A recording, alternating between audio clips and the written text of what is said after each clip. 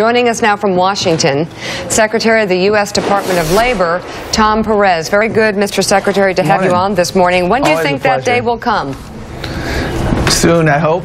We keep fighting. It was a Patty Arquette moment last week when Walmart announced that they were going to lift wages of their workers. I spoke to Doug McMillon, their CEO, on Friday to say congratulations. We've been having an ongoing dialogue about that, so I was heartened.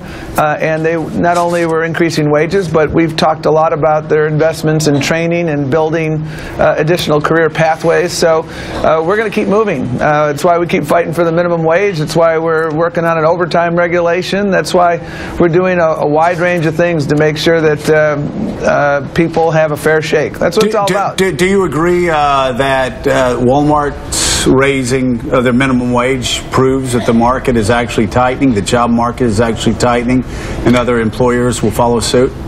Well, I hope other employers follow suit. And you know, what Walmart talked about when they did this, what Doug talked about, was the fact that when you raise wages, there's a return on investment. This was in their enlightened self-interest. That is what motivated this. Their investments in training and building career pathways, those are in their enlightened self-interest. So I think this is an important step forward. I think we need a federal minimum wage, and we need a raise in the minimum wage because, you know, you shouldn't have to win the boss lottery to be able to live a decent life. And across America, I still talk to too many folks. It's not really about the boss lottery, is it? Isn't it about the markets actually tightening? And isn't it better and more natural when the markets tighten up and the wages go up than when the government pushes it on companies and possibly push some companies out of business?